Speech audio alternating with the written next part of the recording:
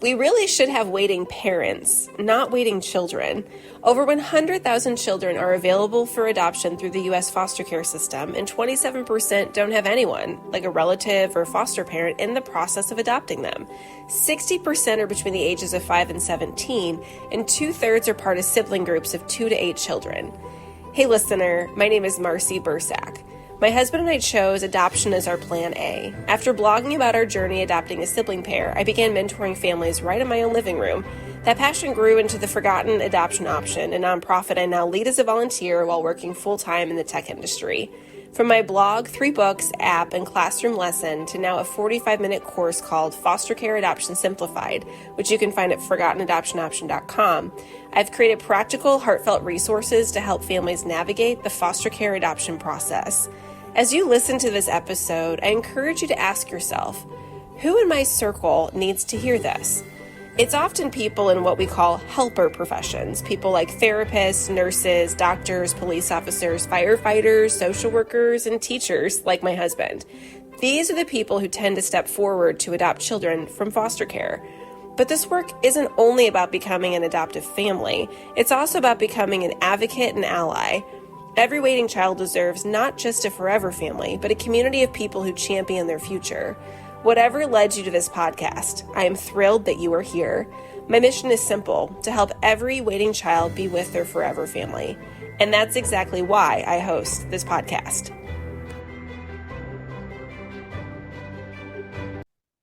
Welcome to the Forgotten Adoption Option podcast. In this episode, we will discuss using technology to leverage cross-sector communication.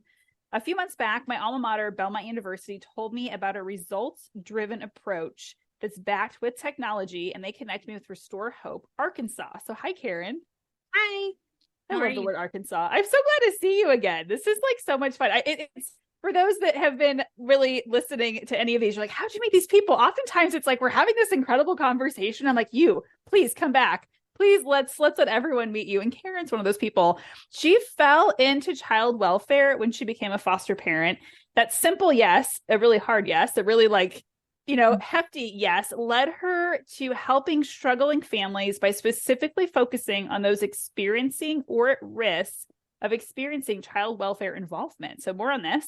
The work she and her team have been doing on the 100 Families Initiative has helped Arkansas reduce, so important, it's helped them reduce the number of children in the foster care system. So this is like preventative, amazing, incredible things that Karen's up to. So Karen, let's start kind of this yes that you had. What exactly led you or pulled you in to sign up to become a foster parent?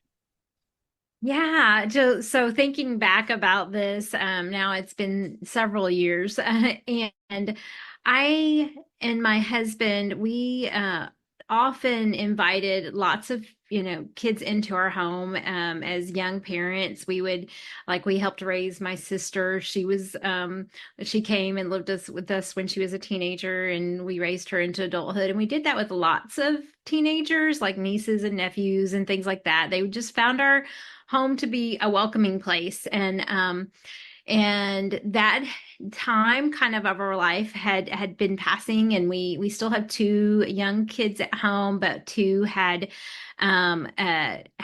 become adults. And so we had them 10 years apart. So anyway, we were just noticing the impact basically of the number of children in foster care in the county that I'm from. So our county had one of the highest in the nation for kids in care. And everywhere you went, you would meet a family that was affected by foster care. The classrooms, like my Sunday school class, I had several kids that were in foster care in my Sunday school class. There's an organization called Project Zero. I don't know if you've heard of it, Marcy, in Arkansas, but they have their shirts. The number of children that should be in foster care, 0. Yes. I haven't had them on yet, though. Great recommendation. Yes. Anyway, they're awesome. You should definitely have on Christy. She's so great. But before I knew them or anything, I started seeing the posts, and they would have little video clips and pictures of kids that were waiting to be adopted. And once you see that, like, I mean, you can't not do something. And that's where we were at. I had seen the videos and seen the pictures and thought and knew that there was such a great need and felt very, very called to foster and to do whatever. I mean, I really didn't think it was adoption. I felt like we were being called to foster and we would and our yes was on the table no matter what it was that ended up coming after that. But it did take us a while to kind of get started and get the process going, but it was that really pulled us. Online stuff. Some of our listeners might be thinking, Marcy, didn't you have that guy on for the Heart Gallery? We did. We had Matthew Streb on, who is over the Heart Gallery. And I'm not sure if Project Zero is like a more local title for that. Yes. They're very similar in that way. Yeah, which is super cool. So yes, if you've already gone there and you're like, hey, I've been browsing online at those two, that's exactly what Karen's talking about. But Karen, you're in a relationship. So was that easy for your spouse to like, how did that go? What did that conversation sound like? Yeah, I am so thankful because he was all in from the get-go too. And I know that is really hard because like right now, even I would be open to it, but he's not right now. So evidently it's not the right time. Like we've been there, done that. It was really, really, really hard. And he's like, I think that I'm grandparent age now. So for a season, he was a yes, and now he's a not now. Okay, but Yes, that gives all of us hope of like the answer can change. That's right. That's right. It's yeah, it's not always no, it's not now or anyway. But yeah, he was all for it and it was really exciting because he is very nurturing father. He is very present and I mean sometimes I think like he's the better parent than me, like the more present parent, just that kind of thing. So I can tell you, like, out of the two of us who did the most work for the foster children, it would definitely be him. So so that's probably why right now he's feeling a little tired. That's so sweet. I am married to an educator. I have a similar sentiment of just like that like very powerful parenting side of things. So what was your foster parenting experience? Like how many kids have you cared for? Did you ask for a certain age range? What did you go into this asking for? Yeah, no, I didn't. We didn't really have an age range. Like I said, our yes was on the table. But we immediately, I mean, like the day we opened, we got a call. The day they officially said you are open, and not dissimilar from how this process works, folks. Yes, the day we got a call about a 2-year-old and a 4-year-old, two little boys, and we ended up having them 2 years and 4 months. So we ended up having them a very long time. And that's basically our story is that we didn't have a whole lot of kids, but we had a lot of nights of kids because we're talking about 869 nights for those two. And then every other child we've had at least a year. And up to that 2 years and 2.5 years. But they were, 1, 2, 3, 4. Actually, after we got that 2-year and 4-year-old, we got a call within a week for another child. And we took that child in. And then we got a call within another week for another child. So we had a 1-year-old, a 2-year-old, a 3-year-old, and a 4-year-old all within 2 weeks that we got. Boy. And we had them all for over a year, like a year and a half for the other two. And so it was, yes, it was hard because I hadn't had those stereotypes, stair step children, and I did not know that what parents went through that did that. But anyway. And it's interesting how you pointed that. I like that, Karen, because I did not personally foster in a traditional sense. And so it's interesting that it seems like you and your husband were very much the really reliable kind of foster parent that, sometimes the case is that the children's stories can be shorter, where they just need like a short term home. But for you all, you were like, like, as you said, our yes was on the table. You were like, okay, for however long, which I've got to just say thank you for that. Because oftentimes there can be a variety of things that change in our lives or complications that all the things, right? Behaviors. And you all were very steady. And I think do you have any advice? I'm going to jump right into that one. Yeah, like, do you have anything to say about like how you endured for that long? We had all that. I can tell you, like so many doubts, so many hard times, like tears, and all of the emotions, the roller coaster of emotions that you go through with just dealing with foster care. But we did have behavioral issues too, like some major ones, and then we had some developmental delays as well. Of course, they didn't even know when they dropped them off that we were going to have to deal with all of that, and it was things that we'd never dealt with before with our own children. And but I also remember, like, we loved those children so much, and we just I remember like actually giving them a bath one night, and I was so tired and so just emotionally drained that I kept thinking, like, I need to call the caseworker and tell them I can't do this. I just can't do it. And I just started crying, and I said, just the very thought of doing that to these children that we love, I'm like, I can't like, I have to stick it out, because where would they go next, like, and who's going to be able to keep them very long, like, they've built a relationship with us. And so I just had to, the endurance, had to endure like those hardships, because they're gonna happen. And I know that not everybody can endure all things. Right. And sometimes they have to make other choices. But in our case, I am so thankful that we were able to just pull through that time, and just really, just really rely upon the Lord to get us through. Because I did feel like I just felt at the end of my rope sometimes. And that's honest. I do wonder, and you focused on like the prayer aspect and your faith, which is amazing. Is there anything, like, let's say a listener's in the heat of that right now, they're just like, Karen, you were totally speaking to me. Like, that's where I am. I just want to throw in the towel. This is too much. I mean, you had 4 kids that, like, pretty much overnight. Do you have any encouragement of like how to refresh yourself, or how to kind of take a deep breath to continue that hardship? Yeah, of course, relying upon your community and your support systems, I think, is very important. And it was hard for us because, like, we didn't get invited anywhere anymore. Like nobody wanted us You're in like our isolated on top of all troublesome this. children to come to dinner at their house, like,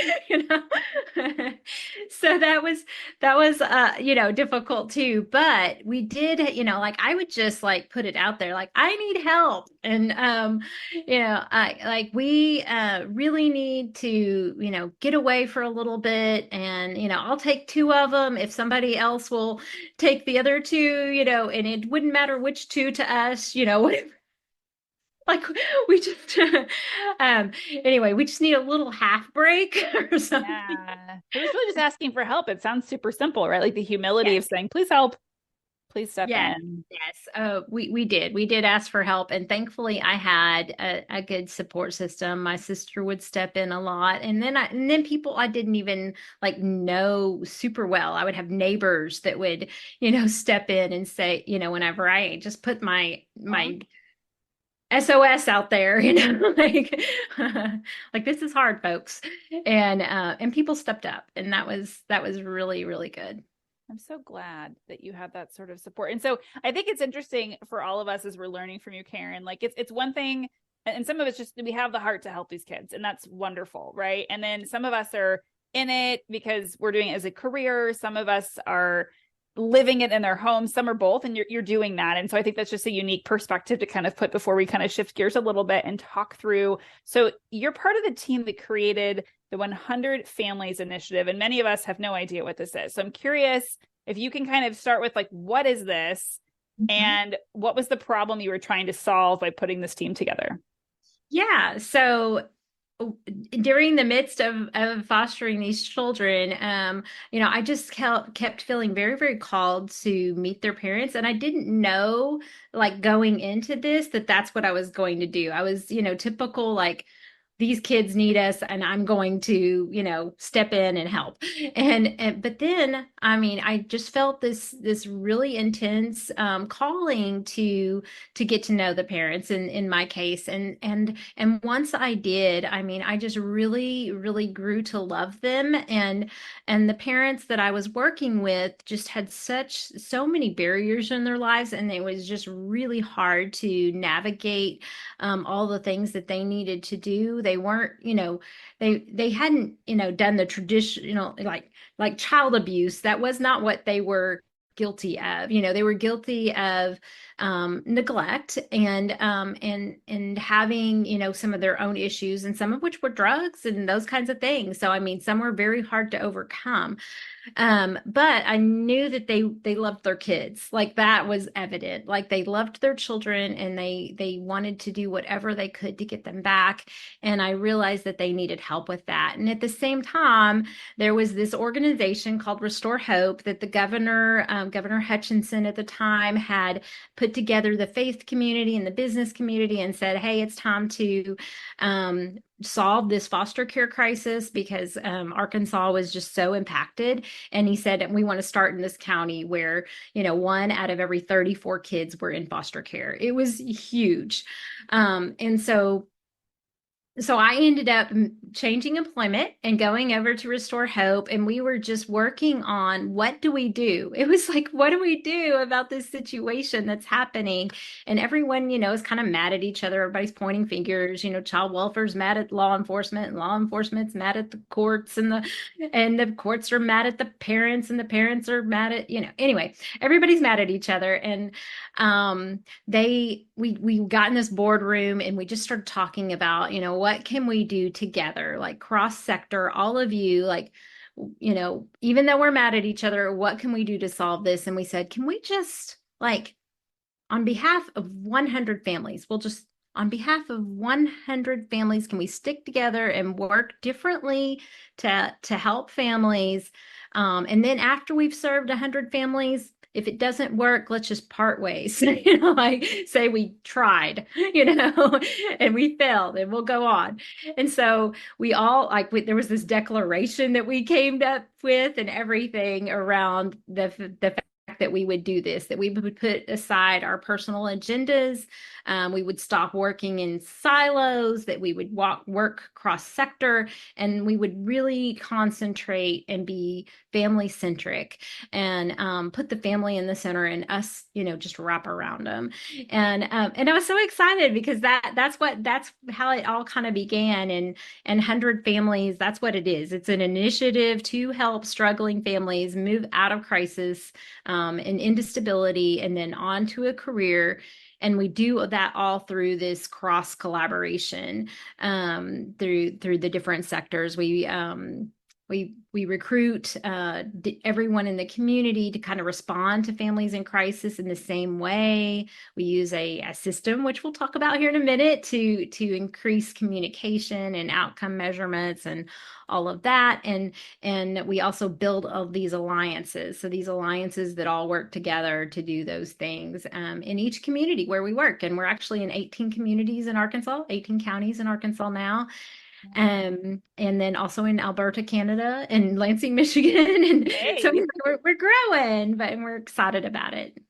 That's okay. So I have several questions on this. So why 100 families? Why not 50? Why not 3,000? Like, how'd you all land on 100? Yeah, it's just a round number.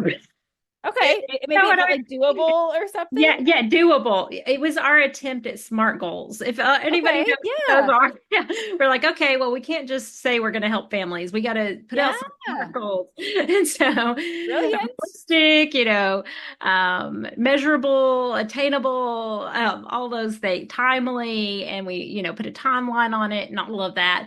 And of course, we ended up serving way more than that in just a very short time. But even in that community, we've served thousands of families now.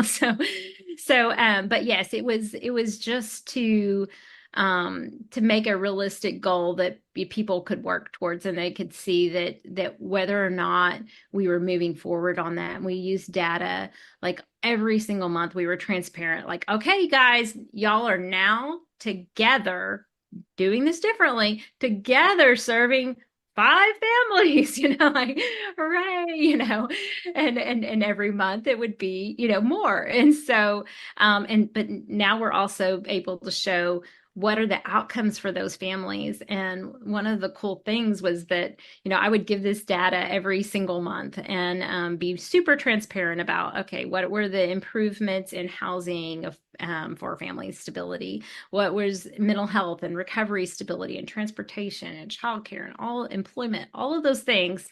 And I would give that data. And then one time the police chief was in the audience in one of those alliance meetings, and he just gasped when he said it. And he said, "It's working." and we were like, okay, we you're right. We have the fuel to move forward.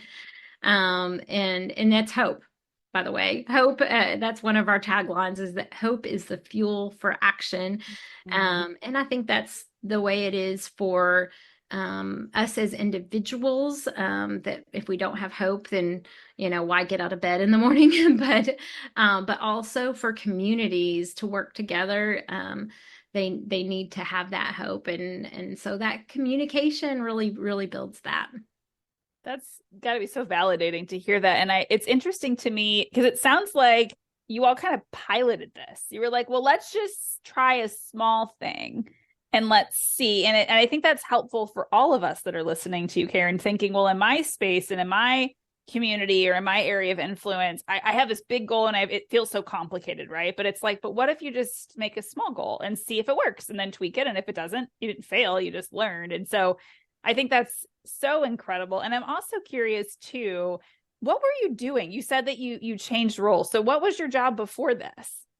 Yeah, I had worked for 17 years in community development. I was mainly housing. So I was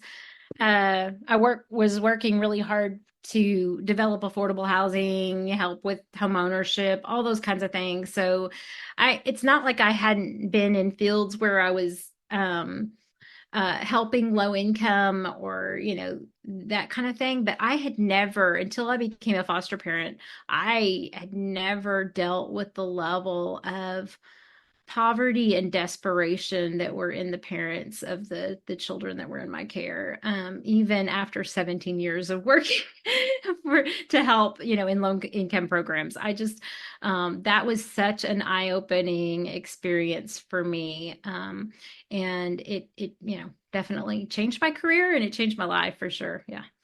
Really opened your eyes. So help us then. My final question before we switch, I want to hear about your technology too, but so let's say that we don't see the hope, right? Like, why not just dismiss and say this is impossible to fix, right? Like when you have addiction and you have these other things mixed in, like, why don't we just let it be and take the kids because, somehow some of us, can do something better. I'm just curious because I think some of us might feel a little more cynical, right? If presented with such hardship. I'm curious, like, where the hope came from. And if you can kind of help us see a glimmer of that, if we're even feeling so daunted by what we see in the news, because sometimes we see these headlines and we're like, seriously, but there's a lot of empathy in there. And I'm curious if you could kind of give us a lens into where you see things, Karen. Yeah, gosh. I just have story after story after story of families that have, like completely turned their lives around. And I also have story after story of families that didn't. So there is both sides for sure. But I just believe within me that the only thing that should be keeping a parent, from being able to overcome the obstacles and the barriers and get their children back would be their own personal choices. It shouldn't be a pile of red tape and all these things that keep them from succeeding. But if they have the desire to really change their lives, like that, people should be there to rally them on and to encourage them and to help them and to support them. And even after they mess up, because I can tell you family after family that fall backwards and then move forward, and then fall backwards a little bit and then move forward. But once you see the big picture, you're like, oh my gosh, they've come so far. It's those little minor setbacks, they're minor in the grand scheme. And the grand scheme is that, you know, 8 years later, like these parents are still with their kids, and there is not a better champion on the planet, than their mother that really loved them and fought for them and tried her very, very best. So, I mean, I now can, see that, but you're right. Like when you're in the thick of it, I came home from court a lot of times just, in tears, sometimes I was upset. I had a family once relapse, and I loved them so much, and I was just so distraught about it. I'm like, I didn't even know what to say to them other than like, why?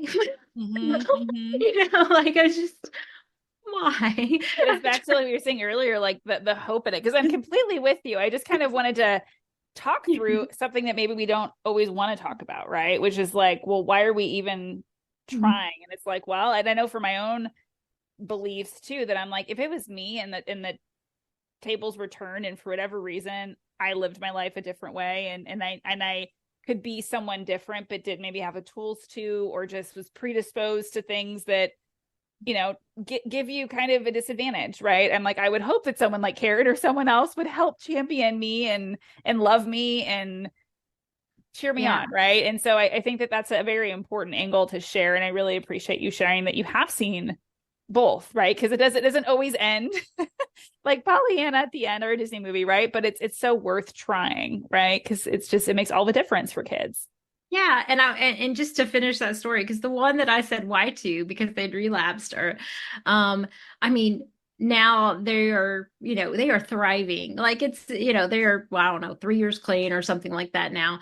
And I mean, they have made such an impact in their community for others. Like they are constantly mentoring, supporting other parents that have gone through the things that they've gone through. And I mean, it's a husband and wife team, so that's why I'm saying they, but and I mean, and now they're pregnant with twins. I mean, they're just like some of my very best friends, but I'm just saying, like, you've got to get through that. And as long as they're willing, you're willing, to support and love them and give them another chance. I really believe in those second, third chances, and 55th chance, 1002. Yeah. That's parenting in general, right? And so oh gosh, I love that, Karen. I love your heart in that. So okay, so you have unique technology, and my day job's in tech, so this is like super nerdy cool for me. You're using a piece of technology to collaborate and communicate across sectors. And so I think maybe before you describe it, tell us like what happens without your tool. Like why aren't sectors talking? And then tell us everything. I know, because there's all these weird things where it's like, that makes so much sense, but why wasn't that happening? Yeah. Well, collaboration is hard in general. Like if you asked any community why their outcomes aren't better, most of them would say that it's because their lack of communication, right? I mean, that would be on the top of the list is that they don't communicate well, and everybody's doing their own thing, and they have a full-time job, and they just they don't have time to really talk to each other, and especially on a case-by-case level. There's just not, and since there's so many pieces and people to collaborate with, if it was just like two people, then yeah, it's easy, but it's not. It's multiple organizations are dealing with the same family. A family, one organization can never do all the things a family needs. And so, we see that, the outcomes whenever you're not working succinctly are just not as good as whenever you do work, together, kind of in this very coordinated maybe way, like we're actually partnering. Yes. Wow. Yes, very makes so much sense, but it's like, what were we doing? I know. It's so funny because I talk about, like my history and how came to where I am, and I was praying at my old job for unity because I thought that's what we need. We need unity. And then I met our executive director over Restore Hope, and I ended up taking a job from him, and he was talking all about collective impact. And I was like, these are the same things. Like collective impact is working together in coordination together towards this common goal. Like this is like simple, and yet gosh, if you could make it happen, it's profound, has profound results. Little did you know your prayer would require so much work, right? Yeah. So yes. Mm-hmm. So your Yeah, technology, will you introduce us to it? And can any of us have it? They're like, tell us what's going on. Yeah, it's called Hope Hub is what we call it now. It's had a few different names, but we call it Hope Net Hub, and it is a collaborative case management system. And what happens is a family provides their consent to allow multiple organizations to work together to help them. And so they can decide if there's a specific organization they don't want to work with them, like they've made them mad in the past or whatever. They can make that decision if they want. Typically they don't, by the way. They typically are like, yeah, if somebody wants to help me, put them on, I need all the help I can get. And so we set up those care teams within the system, and on average there are 12 different providers on every family's case, and we're talking about over 5,000 cases now in the system, and so on average that's how many different organizations and providers that are working together to help this family and that are needed. Like we all just add people for fun. It's because not only do they have a transportation issue, but they have a childcare issue, and they need a job, and they need, and so those are all different organizations and people that provide those supports. It's not just one. And so whenever we set up this care team, then the whole care team can, message things and update, like, okay, they didn't show up to their appointment today. Well, they told me it's because their car broke down, and, and oh, it's also because, it's summer and they lost their childcare, or, whatever. And we can all, start helping towards those issues, and just add people, tag them like you would on a Facebook post, and say, hey, it's you, you're it, like you're up. We need your help in this particular circumstance. And you don't have to call 12 different people. You can, all 12 people are knowledgeable and capable of seeing what's going on and reacting to it based off of their own gifts and talents and resources. And that's what's really special about that. Which sounds very efficient on so many levels. I spent some time, I was not a social worker, on the philanthropy side, but I'm just thinking about, you never have to call the other place. And then as the address changes and phone numbers do as they do, right, in the space, like whoever's got the latest, you just go into the system. And I really enjoy that you can tailor it, that if there's an agency I made upset, because, whatever I did, like I could opt out. Like that's very respectful. Is this an app, like on a phone? Do your caseworkers use it in the field, or is it, tell us more kind of about what this looks like? Yes, it can be you can use it from your phone or from, laptop. Now, we do have these family advocates that do full blown assessments, and that takes time. And so there are certain people that do that. And then there are other care team members that's not their job, is to do a full blown assessment that shows, all these different areas and where they are they in crisis, are they stable, all those different things. But that's very, very important because it's holistic. It's looking at a family, the whole person, the whole family, and instead of just one single area. And that's important too, because then kind of how to help them design a plan on how to get out, how to get the support that they need, and what's needed first and what's needed next, in order to really bring about change in their lives, that is sustainable. So that's very, very important. And so we get all of these assessments done, but it also, because of these assessments that are done, and we update them every 30 days, it allows us to have measurement over time that then can show those outcomes, and also areas where maybe there's a specific county that we noticed, oh, mental health is just not increasing. In fact, we've seen some reductions, people have not been doing well in mental health, and there's not, and we find out, oh, it's because of lack of resources. And then we all start, hey, because we're an alliance, we're going to get together and we're going to find a way to bring that resource to them, whether it's telehealth or whatever we've got to do. We know that this is a problem here in this community, and it's our job as community members to solve it. And so it really empowers the community to make change, and that's important. Well, and you're doing, I think, what is kind of coined as data for good, right? Like you're really leveraging data to drive your decision making, and then you're able to isolate by region. So, Karen, some of we're all spread across the country, right? So many of us might not live in Arkansas and be part of these circles. So, is there anything that we can do? Maybe we're a therapist, maybe we're a social worker, maybe we're a teacher, maybe we're a foster parent, right? We're many different roles in our communities. Maybe we're an adoptive parent. Is there anything we can do to bring your work to our communities? Yeah, definitely. So if you wanted to reach out to me, I know that you'll provide that information. We do offer affiliations for 100 families in any community that wants to bring it there. I mean, that's part of my job now is expansion and helping other communities do this great work. And so that's incredible. Really fun.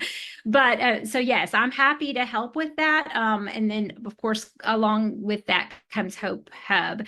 So Hope Hub, we have decided like that Hope Hub, we're not interested in selling software. That's just not what we're into. It's not our thing. We want this model to spread that helps coordinate efforts to, reduce the need for foster care, and also to, help struggling families. And so whenever we do provide Hope Hub, it's along with the model. So it's along with, hey, you also need an alliance, because the alliance in the community is important. And without it, we don't believe that it'll work the same. So yeah, all of that kind of goes together. But, even without us, just to let you know, like, working together in your community can, even if it's hard work, it is good time well spent is what I would try to say, is that especially if you can get across sectors.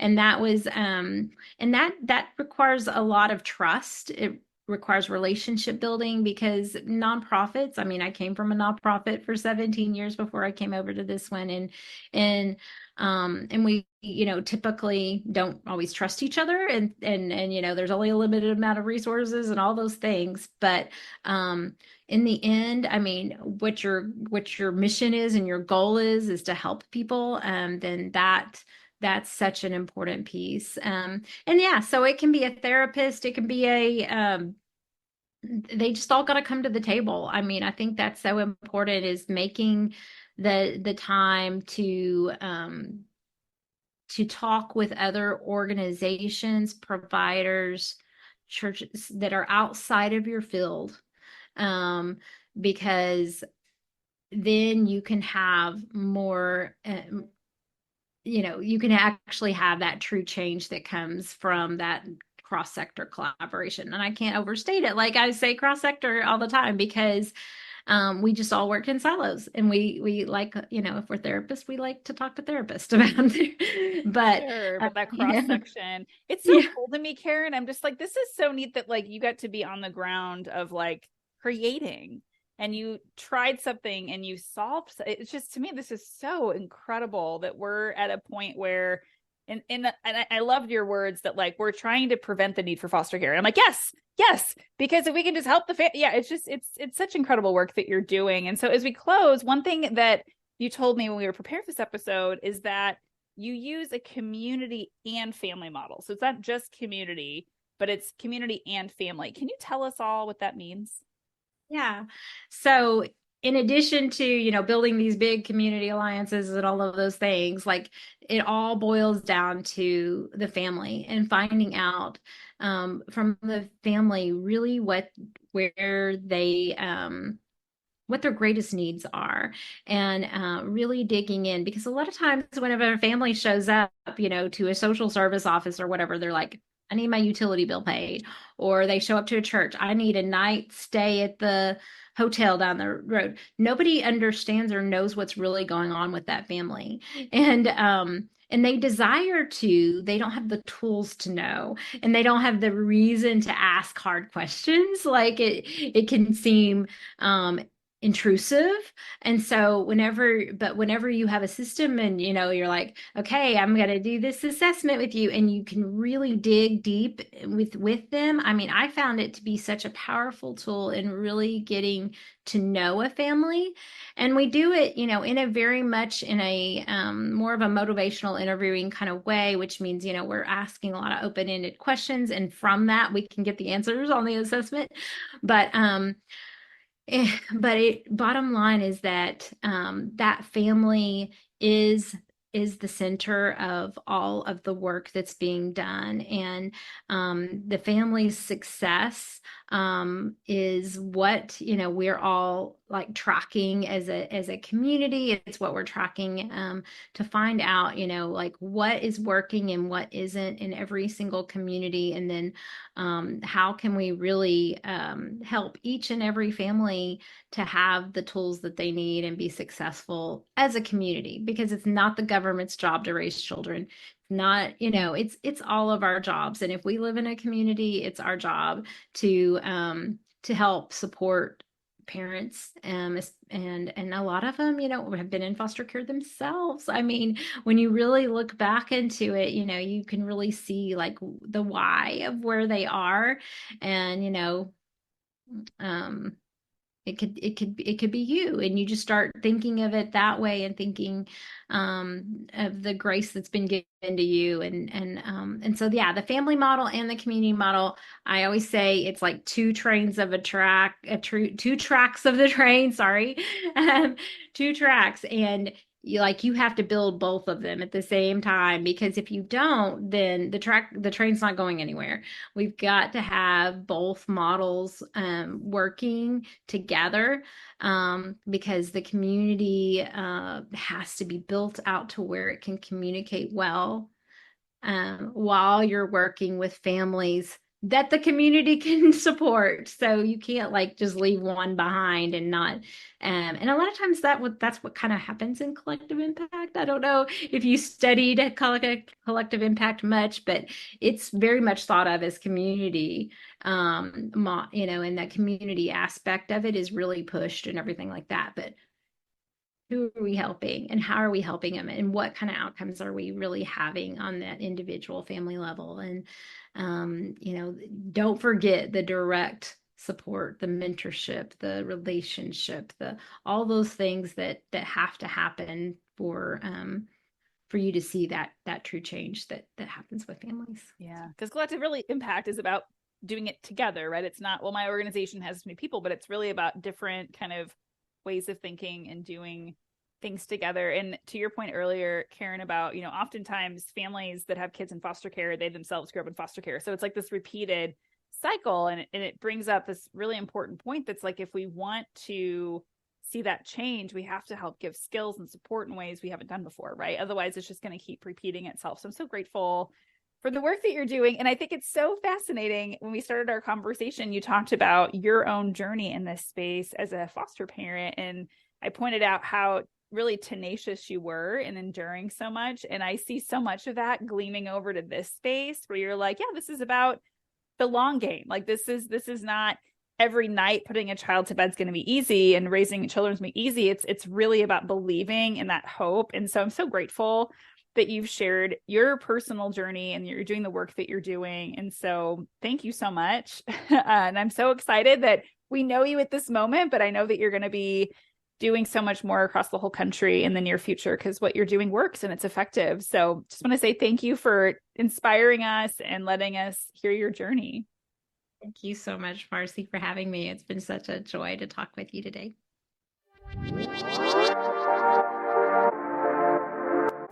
Thank you so much for spending time with us. It truly matters that you listen today, because by tuning in, you're opening your heart to the stories of children in foster care, sparking empathy and starting to see how your unique role, whether as a friend, advocate, or even as a future adoptive parent, can bring hope and belonging to a child or sibling group that is waiting. I also want to personally invite you to reach out to me to ask anything that's on your heart. I promise no judgment. You can find me on Facebook, LinkedIn, and Instagram, and I mean it when I say you can ask anything. I know it can feel awkward to ask questions publicly, and that's why I carve out time during my lunch hour and evenings while my kids and husband are at martial arts to mentor others one-on-one.